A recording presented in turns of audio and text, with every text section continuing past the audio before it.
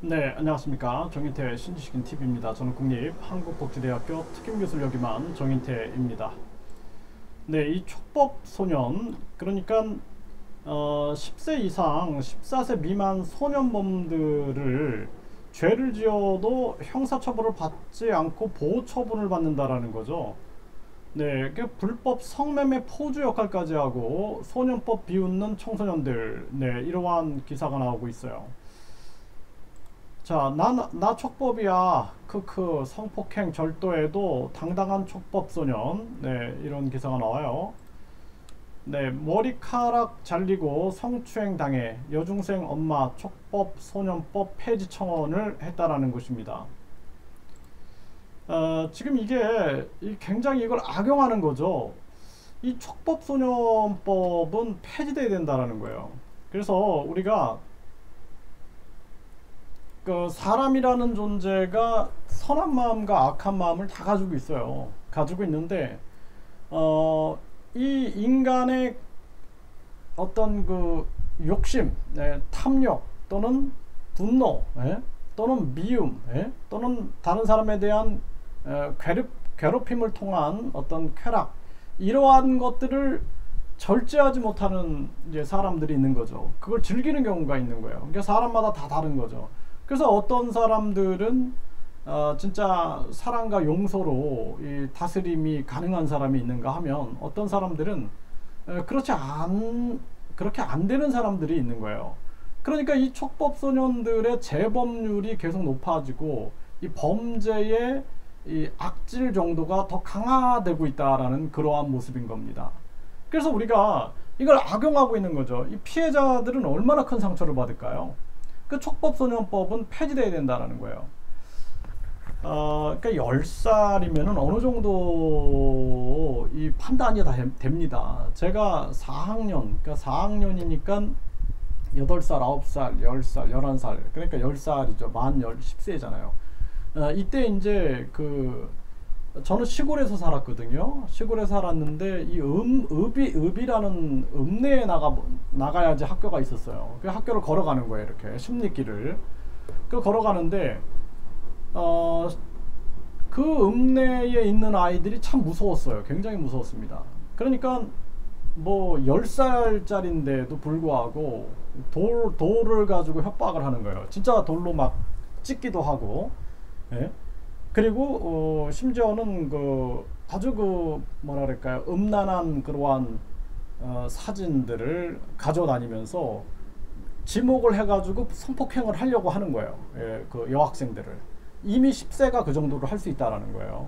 네. 그러니까 지금 이런 범죄들이 과거에도 있었던 거예요. 그러니까 제가 얼마나 정말 그 초등학교 4학년 때 자살을 생각했다니까요. 얼마나 무서웠는지 몰라요, 그게. 그러니까 학교에 가면은 이 돌멩이로 커다란 그 벽돌 같은 거로 위협을 해서 엎드려 뻗쳐를 시키고, 그 다음에 그 벽돌을 옆에다 깨면서 이제 그 위협을 가하는 겁니다. 때리고. 그리고 이제 한 10명이서 이렇게 산으로 데리고 가서 또 때리고 막 이런 일을 하는 거예요. 근데 그게 그 초등학교 4학년 10살 된 마음에서는 극복하기가 너무 힘든 거예요. 선생님한테 말하면 죽인다 그러니까 누구한테도 말을 못 하는 거예요. 예? 그래서 아주 제가 용기를 내 가지고 이제 형한테 얘기를 했거든요. 내가 진짜 너무 힘들다. 너무 막. 근데 형이 네가 해결해라고 얘기를 하는 거예요. 근데 와, 그 말이 뭐 이게 해결 길이 안 보이는 거죠. 예? 그 당시에 굉장히 고통스러웠고, 그리고 이제 십리길을 제가 걸어간다 그랬잖아요. 십리길을 걸어서 이제 학교를 가는데 이놈이 이제 하는 얘기가 뭐냐면은 방학이 됐는데, 이제 방학이 됐으니까 살겠다라고 생각을 했는데 매일 그 십리길을 걸어와서 사인을 받고 가려는 거예요. 자기가 없을 땐 자기 그 동생한테 사인을 받고 가려는 거예요. 와, 그래서 그게 얼마나 고통스러웠는지 몰라요. 그런데 이제 그거를 담임 선생님한테 어떤 친구가 그걸 얘기를 한 거죠. 얘기를 해가지고 해결을 했어요.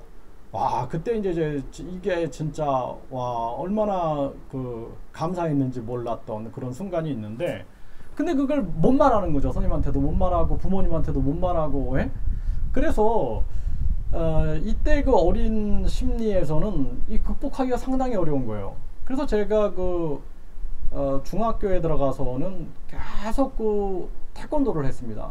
태권도를 해서 이 진짜 학교의 폭력배들을 어떻게든 저들이 선량한 학생들을 괴롭히는 것을 막아야 된다라는 생각이 너무 강했어요. 그 당시에. 그래서 이제 학교에 가면은 뭐 검도부도 있고 이렇게 이런 그런 아이들이 이렇게 서클을 조직을 해가지고 깡패 짓을 하는 경우가 있는데, 그러면서 이제 거기에 맞서면서 참 힘들었던 시간들을 보냈던 그러한 기억들이 있습니다. 그래서 이게 쉬운 문제가 아니에요. 이게 10에서 14세다 그러면은요, 이게 어린 나이가 아닙니다. 굉장히 어린 나이가 아니에요. 이게 다 알 걸 다 합니다. 네, 제가 그러니까 10살이었죠. 4학년, 5학년, 6학년 이미 그때 다 패싸움하고, 예? 4학년, 5학년, 6학년, 네, 그 다음에 중학교 1학년, 중학교 2학년 이미 뭐 성폭행하고 다 할 수 있는 나이입니다. 그러니까 그게 지금 일어나고 있는 거예요. 그래서 이것을 그 학생들의 피해자, 가해자 인권만 생각하고 가해자들이 판단을 잘못했다 이렇게 하면 안 된다라는 거예요. 사악한 판단을 내리고 한 겁니다, 이미. 예, 그렇기 때문에 거기에 대해서 처벌을 해야 한다라는 거예요. 처벌을 하면서 교육을 같이 시켜야죠. 그렇지 않고 지금처럼 이렇게 했다가는 나 촉법이야 그러면서 웃으면서 이걸 악용할 수 있다라는 거예요. 그러니까 우리나라 법이 항상 보면은 피해자 인권을 생각 안 하고 가해자 인권을 생각해요. 가해자. 피해자가 받았던 고통과 피해자 가족과 피해자의 사랑하는 사람들이 받았던 고통을 생각 안 하고 가해자 인권만 보호하겠다라는 이상한 논리를 펼치고 있는 거예요. 그래서 절대 그렇지 않다라는 겁니다. 그래서 촉법 소년법을 폐지하고 처벌받아야 된다라는 거죠. 예, 그래야지 우리가 지금 많은 청소년들이 겪고 있는 이런 고통, 그러니까 그들이 진짜 자살한다니까요. 네, 정말 자살합니다. 예, 제가 그때 심리를 다 이해하고 있어요. 네, 그리고 그때 경험이 참 전 좋은 경험이었다라는 생각을 합니다. 예, 그리고 이 촉법소년법은 폐지하는 게 옳다. 그리고 흉악범에 대해서는 명백한 증거가 있는, 그리고 확실한 그러한 흉악범은 사형을 집행해서 우리 사회를 안전하게 만들어야 된다. 이렇게 말씀을 드리겠습니다.